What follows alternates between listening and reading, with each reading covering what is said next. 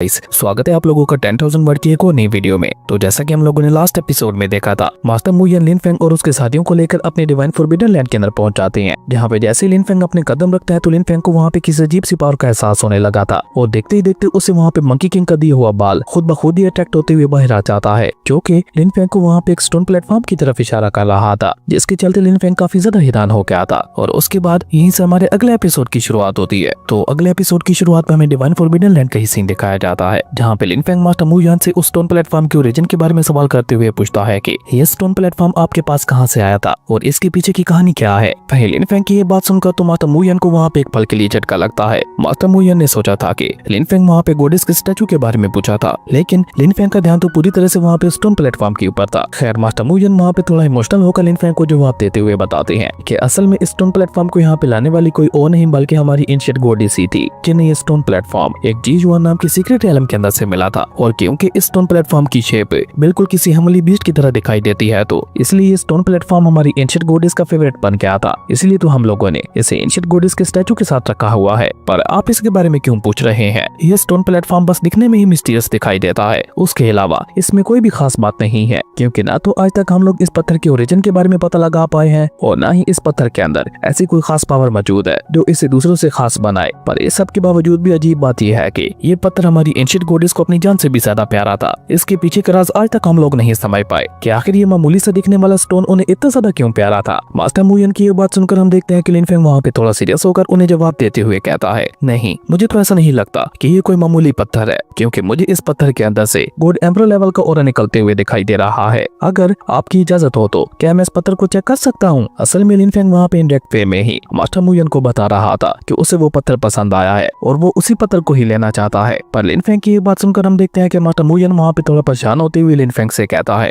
माफ कीजिएगा young master, भले ये पत्थर हमारे लिए बेकार है, लेकिन ये हमारी एंशिएंट गॉडेस की आखिरी निशानी है, इसलिए ये हम किसी को भी नहीं दे सकते। लेकिन इससे आगे मास्टर मू यन वहाँ पे कुछ भी कह पाते, उससे पहले ही ज़ोयू जल्दी से आगे बढ़कर उनके पांव पकड़ते हुए कहती है, ग्रैंडफादर, यंग मास्टर गू फेंग मेरे सेवियर है और एक तरह से उन्होंने हमारे क्लैन के फ्यूचर को बचाया है। क्या ये मामूली सा दिखने वाला पत्थर आपको मेरी जान से भी ज्यादा प्यारा है? क्या आप मेरे लिए ये मामूली सा पत्थर यंग मास्टर गू फेंग को नहीं दे सकते? उन्होंने भी तो मेरी जान बचाकर हमारे ऊपर कितना बड़ा एहसान किया है। प्लीज ग्रैंडफादर, मान जाइए ना और यंग मास्टर गू फेंग को ये स्टोन दे दीजिए। अब ज़ोयू को वहाँ पे इतनी ज्यादा रिक्वेस्ट करते और गिड़गिड़ाते हुए देखकर मास्टर मू यन भी लिन फेंग को वहाँ पे वो स्टोन प्लेटफॉर्म देने के लिए रेडी हो जाते हैं, जिस पे लिन फेंग मुस्कुराकर मास्टर मू यन को शुक्रिया अदा करते हुए उनसे कहता है कि आप चिंता मत कीजिए, मैं स्टोन प्लेटफॉर्म को फ्री में नहीं लूंगा। और ये कहकर लिन फेंग अपने पास से ब्लैक आयरन फैन को बाहर निकाल कर उसे मास्टर मू यन को दिखाते हुए कहता है, ये एक इमोर्टल गॉड लेवल का टायर है जिसे मैं इस स्टोन प्लेटफॉर्म के बदले में आपको दे रहा हूँ। लेकिन उस मामूली से दिखने वाले स्टोन प्लेटफॉर्म के बदले में इतने ज्यादा पावरफुल टायर को देखकर मास्टर मू यन थोड़ा शर्मिंदा होते हुए कहते हैं, अरे नहीं नहीं, इस मामूली से दिखने वाले पत्थर के बदले में मैं इतना ज्यादा पावरफुल टायर नहीं ले सकता। पर लिन फेंग तो वहाँ पे उनकी कोई भी बात सुने बगैर जबरदस्ती उन्हें ब्लैक आयरन फैन दे देता है, जो कि असल में डीमन ऑक्स क्लैन का एक एंसेस्ट्रल वेपन था। अब लिन फेंग के कहने पर मजबूरन मास्टर मू यन को भी वो टायर लेना पड़ता है, हालांकि वो दिल ही दिल में उस टायर को लेने के लिए मरे जा रहे थे। तभी ज़ोयू आगे बढ़कर वहाँ पे अपने ग्रैंडफादर से कहती है, देखो ग्रैंडपा, मैंने कहा था ना यंग मास्टर गू फेंग एक बहुत ज्यादा अच्छे इंसान है, अब आप खुद ही देख लीजिए, उन्होंने हमें एक मामूली से दिखने वाले पत्थर के बदले में एक इमोर्टल गॉड लेवल का टायर दे दिया, जो कि किसी भी तरह से हमारे एंसेस्ट्रल वेपन से कम ताकतवर नहीं है। तभी शाओ टियान आगे बढ़कर अपने मास्टर लिन फेंग की तारीफ करते हुए कहता है, अरे आप लोग चिंता मत कीजिए, मेरे मास्टर के पास और भी इस तरह की काफी सारे इमोर्टल गॉड लेवल के टायर्स मौजूद है और वैसे भी मेरे मास्टर इस ब्लैक आयरन फैन का ज्यादा इस्तेमाल भी नहीं करते थे, तो तुम लोग बिला झिझक इसे रख सकते हो, क्योंकि वैसे भी ये मेरे मास्टर के लिए तो बेकार ही पड़ा था। अब शाओ टियान की ये बात सुनकर उन सभी लोगों को वहाँ पे एक बहुत बड़ा झटका लगता है और सबसे ज्यादा हैरानगी तो वहाँ पे मास्टर मू यन को हो रही थी। वो हैरान होते हुए अपने मन में कहते हैं, यंग मास्टर गू फेंग ने तो इतनी आसानी से मुझे एक इमोर्टल गॉड लेवल का टायर दे दिया। मुझे यंग मास्टर गू फेंग कहीं से भी कोई मामूली इंसान नहीं लग रहा। भला आज के जमाने में कोई भी एक मामूली से पत्थर के बदले में इमोर्टल गॉड लेवल का टायर कहाँ देता है? जरूर से इस पर्सन का बैकग्राउंड बहुत ज्यादा स्ट्रॉन्ग होगा, तभी तो ये इमोर्टल गॉड लेवल के टायर्स को ऐसे ही लोगों को देता फिर रहा है। पर मास्टर मू यन तो अभी तक भी वहाँ पे कश्मकश में था कि उसे वो वेपन लेना भी चाहिए या फिर नहीं। लेकिन तभी लिन फेंग खुद वहाँ पे आगे बढ़कर मास्टर मू यन को वो वेपन देते हुए कहता है, अरे आप चिंता मत कीजिए, ये वेपन अभी आपके क्लैन के लिए बहुत ज्यादा जरूरी है। मैं चाहता हूँ कि आप इस वेपन को रिफाइन करते हुए अपनी पावर को बढ़ाइए। और रही बात इस पत्थर की कि मुझे क्यों चाहिए, तो मैं घुमा फिरा के बात नहीं करूंगा, मुझे ये पत्थर बहुत ज्यादा खास लग रहा है और अगर सच कहूँ तो, और मुझे ऐसा भी महसूस हो रहा है कि ये पत्थर कहीं न कहीं मेरे ब्रेक थ्रू का जरिया भी बन सकता है, तो इसलिए मैं आपसे इस पत्थर को ले रहा हूँ।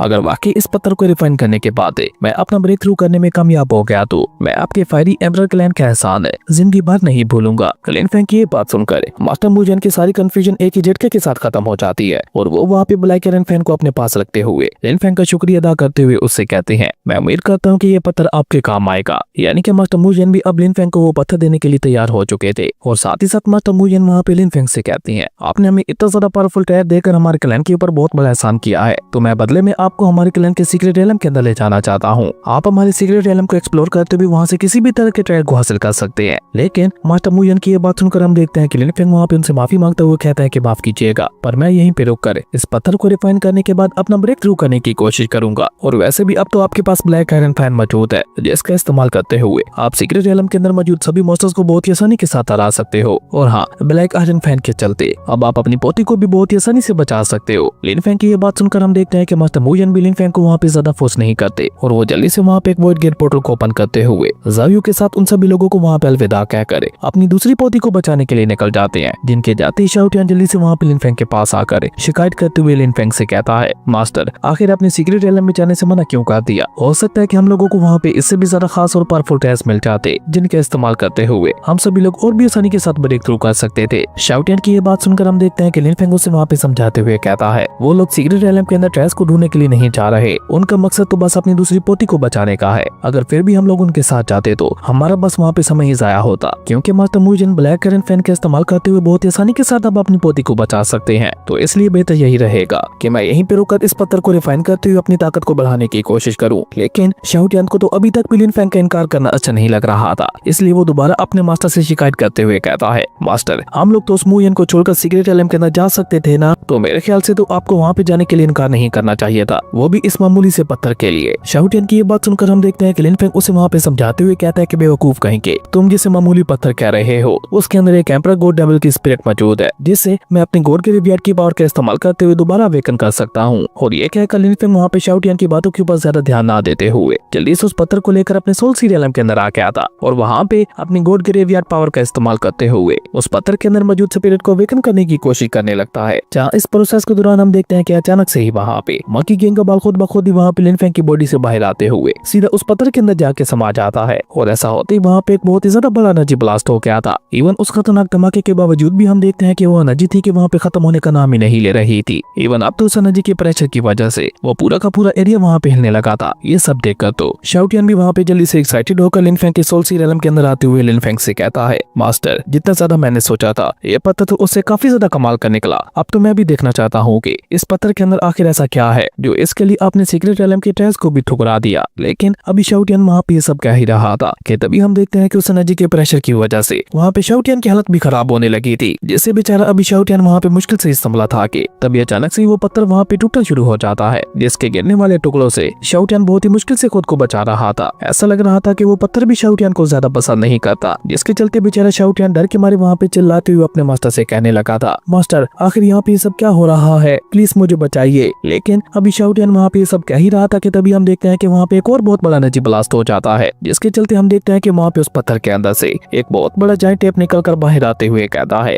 फाइनली हजारों सालों के इंतजार के बाद मैं दोबारा आजाद हो ही गया। मैं आपको बता दूं कि वो जायंट टेप बस अपनी स्पिरिट फॉर्म में था, लेकिन उसके बावजूद भी हम देखते हैं कि उसके पावर लेवल को देखकर तो थंडर ड्रैगन के होश ही उड़ चुके थे। लेकिन अजीब बात यह थी कि थंडर ड्रैगन को वो एनर्जी काफी ज्यादा फेमिलियर लग रही थी, इसलिए थंडर ड्रैगन वहाँ पे हैरान होते हुए कहता है, आखिर ये किस तरह की पावरफुल एनर्जी है और ये मुझे इतनी ज्यादा जानी पहचानी क्यों लग रही है, कहीं जो मैं सोच रहा हूँ वो वाकई सच तो नहीं हो गया। और ये कहकर थंडर ड्रैगन खुद ही ना में अपना सर हिलाते हुए कहता है, नहीं नहीं ये मैं क्या सोच रहा हूँ, ऐसा तो हो ही नहीं सकता। लेकिन अभी थंडर ड्रैगन वहाँ पे हैरान होते हुए सब कह ही रहा था कि तभी उस स्टोन प्लेटफॉर्म के अंदर से एक छोटा सा मंकी किंग निकलकर बाहर आते हुए थंडर ड्रैगन से कहता है, सीनियर थंडर ड्रैगन ये तो कभी मैंने अपने सपने में भी नहीं सोचा था कि तुम मुझे दोबारा आजाद करवाओगे, लेकिन माफ कीजिएगा पर ये आपने अपनी कैसी हालत बना रखी है। कभी आप इस यूनिवर्स के सबसे पावरफुल क्रिएचर हुआ करते थे और अब तो आपकी हालत इतनी ज्यादा खराब दिखाई दे रही है कि आप तो एक कीड़े की तरह लग रहे हो। अब जैसे ही मंकी किंग थंडर ड्रैगन को वहाँ पे कीड़ा कहता है तो थंडर ड्रैगन को वहाँ पे इतना ज्यादा गुस्सा आता है कि वो गुस्से से दहाड़ते हुए कहते हैं, अपनी ये बकवास बंद करो।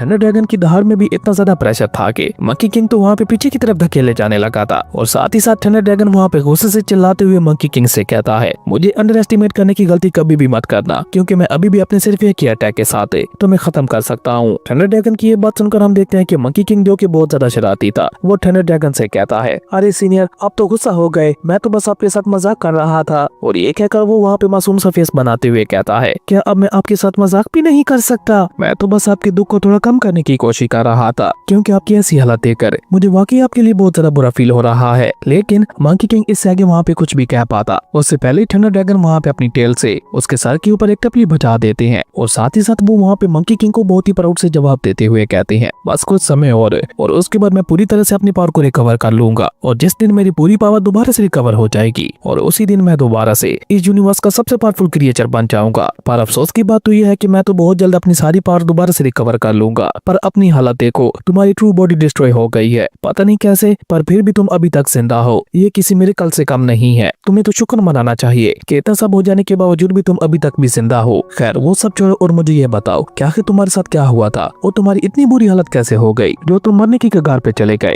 थंडर ड्रैगन की ये बात सुनकर हम देखते हैं कि मंकी किंग उन्हें वहाँ पे जवाब देते हुए बताता है, एंशिएंट वार के दौरान मैं बहुत ही बहादुरी के साथ डार्क लॉर्ड का मुकाबला कर रहा था कि उसी समय मौके का फायदा उठाकर डार्क लॉर्ड ने एंशिएंट एसेस्टा के साथ मिलकर मेरे ऊपर जानलेवा अटैक कर दिया, जिससे मैं खुद को बचा नहीं पाया और मेरी ट्रू बॉडी डिस्ट्रॉय हो गई। वो तो अच्छा है कि मेरे ग्रेट ग्रैंडफादर मंकी किंग ने मुझे एक सेलेस्टियल स्टोन दिया था, जिसने मरने से पहले मेरी सोल को अपने अंदर महफूज कर लिया, क्योंकि मरने से पहले मैंने अपनी सोल का एक हिस्सा इस सेलेस्टियल स्टोन के अंदर डाल रखा था, जिसके चलते मैं किसी तरह से बच गया। तो हाँ, आप बिल्कुल ठीक कह रहे थे, मेरा बचना एक मिरेकल ही है। जूनियर मंकी किंग की ये बात सुनकर हम देखते हैं कि थंडर ड्रैगन उससे कहता है, ओह तो ऐसी बात है, तुम्हें वो सेलेस्टियल स्टोन तुम्हारे ग्रैंडफादर मंकी किंग ने दिया था, तभी तो मैं सोचूं कि इतना सब हो जाने के बावजूद भी तुम बच कैसे गए। तभी जूनियर मंकी किंग वहाँ पे मंकी किंग वाले बाल को बाहर निकाल कर उस लिनफेंग को दिखाते हुए कहता है, बच्चे क्या ये बाल तुम्हारा है और क्या तुम मुझे बता सकते हो कि ये बाल तुम्हारे पास क्या कर रहा है? जिस पे लिनफेंग जूनियर मंकी किंग को वहाँ पे कोई भी जवाब दे पाता। उससे पहले शाओ चैन बीच में आकर अपने मास्टर की तारीफ करते हुए मंकी किंग से कहता है, अबे ये तू क्या बकवास कर रहा है? तुमने मेरे मास्टर को बच्चा बोला? क्या तुमने कभी अपनी हाइट को देखा है? मेरे मास्टर एक गॉड किंग है जो तुम्हें चाहे तो चुटकियों में मसल सकते हैं, और मेरे मास्टर तो क्या, मैं भी यहाँ पे तुम्हें चुटकियों में मसल सकता हूँ। यहाँ पे सबसे ज्यादा छोटे तुम हो, तो तुम्हें अपनी औकात में रहना चाहिए, वरना मैं तुम्हारी इस बच्चे को सोल को भी डिस्ट्रॉय कर दूंगा। लेकिन इससे आगे शाओ टिन वहाँ पे कोई भी बकवास कर पाता। उससे पहले लिनफेंग उसे वहाँ पे थप्पड़ मारते हुए उसका मुंह बंद करवा देता है और वो जूनियर मंकी किंग को वहाँ पे मंकी किंग के बाल में बताते हुए कहता है कि असल में मुझे ये बाल खुद मंकी किंग ने दिया था। लिनफेंग की ये बात सुनकर हम देखते हैं कि जूनियर मंकी किंग वहाँ पे एक्साइटेड होते हुए कहता है, क्या तुम सच कह रहे हो? क्या वाकई तुम मेरे ग्रेट ग्रैंडफादर से मिल चुके हो? कैसे हैं वो? क्या उन्होंने अपनी पावर को रिकवर कर लिया या फिर वो भी थंडर ड्रैगन की तरह बहुत बुरी हालत में है? मंकी किंग के सारे सवाल सुनकर हम देखते हैं कि लिनफेंग हाँ में अपना सर हिलाते हुए कहता है कि हाँ मैं तुम्हारे ग्रेट ग्रैंडफादर से मिल चुका हूँ और वो अपनी 90% तक की पावर को रिकवर कर चुके हैं। लिनफेंग की ये बात सुनकर तो हम देखते हैं कि जूनियर मंकी किंग खुशी के मारे वहाँ पे उछलते हुए कहने लगा था, मैं वाकई बहुत ज्यादा लकी हूँ जो मुझे ऐसे कमाल के ग्रेट ग्रैंडफादर मिले हैं। दोस्तों, आप लोगों के दिमाग में काफी सारे सवाल चल रहे होंगे कि आखिर ये मंकी किंग कौन है और वो डार्क लॉर्ड कौन था जिसने जूनियर मंकी किंग के ऊपर अटैक करते हुए उसकी ट्रू बॉडी को डिस्ट्रॉय कर दिया था? एम्परर डोंगजी कौन थे और लिनफेंग के पिता का रीइंकार्नेशन कैसे हुआ और एंशिएंट वार किस वजह से और क्यों हुई थी और उसमें कौन कौन से आलम शामिल थे? अगर आप इन सारे सवालों के जवाब जानना चाहते हैं तो नीचे कमेंट करके जरूर बताइएगा। मैं जल्द से जल्द आप लोगों के लिए एक स्पेसिफिक वीडियो लाने की कोशिश करूंगा जिसमें मैं आपके सारे सवालों का जवाब दूंगा। तो अगर कोई सवाल रह गया है तो आप लोग नीचे कमेंट में पूछ सकते हैं। चलिए अब बढ़ते हैं हम लोग अपनी मेन वीडियो की तरफ। लिनफेंग की ये सारी बातें सुनकर हम देखते हैं कि मंकी किंग खुशी के मारे उछलते हुए कहने लगा था, ये तो कमाल हो गया, मेरे ग्रेट ग्रैंडफादर ना सिर्फ जिंदा है बल्कि उन्होंने अपनी 90% से भी ज्यादा पावर को रिकवर भी कर लिया, जिसका मतलब है कि अब मुझे किसी से भी डरने की कोई भी जरूरत नहीं है। खैर जूनियर मंकी किंग की ये सारी बातें सुनकर लिनफेंग वहाँ पे उससे सवाल करते हुए पूछता है, सीनियर क्या आप मुझे बता सकते हैं कि आपका नाम क्या है? जिस पे जूनियर मंकी किंग वहाँ पे बहुत ही प्राउड के साथ लिनफेंग को जवाब देते हुए बताता है, मैं हूँ युआन यूनिवर्स का ग्रेट एम्परर हूँ और मेरा नाम है शाओ किंग, मैं मंकी किंग का ग्रेट ग्रैंडसन हूँ। शाओ किंग की ये बात सुनकर हम देखते हैं कि लिनफेंग वहाँ पे मुस्कुराते हुए कहता है, तो आप हैं वो महान शाओ किंग? लिनफेंग की ये बात सुनकर हम देखते हैं कि शाओ टिन एक्साइटेड होते हुए लिनफेंग से कहता है, क्या तुमने मेरा नाम पहले भी सुन रखा है? बताओ मुझे तुम मेरे बारे में क्या जानते हो? जिस पे लिनफेंग वहाँ पे एक लंबी सांस छोड़ते हुए कहता है, माफ कीजिएगा लेकिन मैं आपके बारे में कुछ भी नहीं जानता। लिनफेंग की ये बात सुनकर तो हम देखते हैं कि बेचारे शाओ किंग की सारी एक्साइटमेंट एक ही झटके के साथ खत्म हो जाती है, पर वो वहाँ पे खुद को संभाल कर लिनफेंग से कहता है, खैर छोड़ो, सबकी ऐसी अच्छी किस्मत कहाँ है जो मेरे बारे में जान सके। अब सबसे पहले तो मुझे ये बताओ कि आखिर यहाँ पे सब क्या चल रहा है और तुमने मुझे आजाद कैसे किया, और हाँ ये भी बताओ कि तुम मेरे ग्रेट ग्रैंडफादर से कैसे और कब मिले थे? जिस पे लिनफेंग उसे वहाँ पे सब कुछ डिटेल में बताने लगा था कि कैसे वो एक दिन मंकी किंग से मिला था और मंकी किंग ने उसे अपना एक बाल दिया था कि जब कभी भी लिनफेंग मुसीबत में होगा तो वो उस बाल का इस्तेमाल करते हुए मंकी किंग को बुला सकता है। उसके बाद मैं अपनी लिन फैमिली के लोगों को बचाने के लिए ब्लैक सी रियलम में आया और यहाँ पे मैंने बटरफ्लाई एम्परर क्लैन की मदद की, जिसके चलते वो लोग मुझे लेकर अपने डिवाइन फॉरबिडन लैंड के अंदर आए, पर जैसे ही मैंने यहाँ पे कदम रखे तो मंकी किंग का दिया हुआ बाल खुद ब खुद एक स्टोन प्लेटफॉर्म की तरफ अट्रैक्ट होने लगा, जिसके अंदर आपकी सोल ट्रैप थी। और उसके बाद आगे क्या हुआ वो सब तो आपको पता ही है। ये कहानी इतनी लंबी चलती है कि हम देखते हैं कि शाओ टियान तो बोर होते हुए वहीं पे सो गया था, जबकि लिन फेंग अपनी बात आगे बढ़ाते हुए शाओ किंग से कहता है, मुझे यहाँ पे अपनी लिन फैमिली को बचाने के लिए मदद चाहिए, क्योंकि मैंने सुना है कि वो डिमोनिक कल्टीवेटर्स बहुत ज्यादा खतरनाक हैं, और ऊपर से मेरे पिता एम्परर डोंगजी ग्रैंड एम्परर के साथ फाइट कर रहे हैं, जिसके चलते वो भी यहाँ पे मेरी मदद करने के लिए नहीं आ सकते। और मैंने तो ये भी सुना है कि ग्रैंड एम्परर ने बहुत ही चालाकी के साथ मेरे पिता को किसी और यूनिवर्स के अंदर ट्रैप कर दिया है। लिन फेंग की ये सारी कहानी सुनकर शाओ किंग आगे बढ़ते हुए लिन फेंग से कहता है, तो क्या वाकई तुम उन डीमंस का मुकाबला करने वाले हो? जिस पे लिन फेंग हाँ में अपना सर हिला देता है। जो देखकर शाओ किंग वहाँ पे काफी देर तक कुछ सोचने के बाद मुस्कुराते हुए लिन फेंग से कहता है, वैसे सच कहूँ तो इन डीमन से मेरा भी काफी सारा पुराना हिसाब किताब बाकी है, तो अगर तुम चाहो तो हम दोनों आपस में हाथ मिला सकते हैं, पर उसके लिए हम लोगों को एक डील करनी पड़ेगी। शाओ किंग की ये बात सुनकर हम देखते हैं कि लिन फेंग भी वहाँ पे मुस्कुराते हुए शाओ किंग से कहता है, कैसी डील? जिस पे शाओ किंग आगे बढ़कर लिन फेंग से कहता है, मैं चाहता हूँ कि तुम मेरी पैरामॉडल सोल को ढूंढने में मदद करो, उसके बदले में मैं तुम्हारे सभी दुश्मनों का मुकाबला करने में तुम्हारी मदद करूंगा। शाओ किंग की ये बात सुनकर हम देखते हैं कि लिन फेंग उसे वहाँ पे कोई जवाब दे पाता। उससे पहले शाओ टियान दोबारा अपनी जगह पे खड़ा होकर शाओ किंग का मजाक उड़ाते हुए कहता है कि अपनी ये बकवास बंद करो, पहले तो तुम बहुत ज्यादा कमजोर हो, इसलिए अभी तुम इस डील को साइन करने की पोजीशन में नहीं हो। और चलो मान लो हम लोग तुम्हारे साथ ये डील कर भी लेते हैं, तो हमें ये बताओ कि तुम हमारी मदद कैसे करोगे, क्योंकि अभी तो तुम इतने ज्यादा कमजोर होगे। फिलहाल के लिए तुम्हें हमारी मदद की जरूरत पड़ने वाली है। इवन तुम्हारी हालत तो इतनी ज्यादा बुरी है कि अगर मैं यहाँ पे चाहूँ तो अपने सिर्फ एक ही अटैक के साथ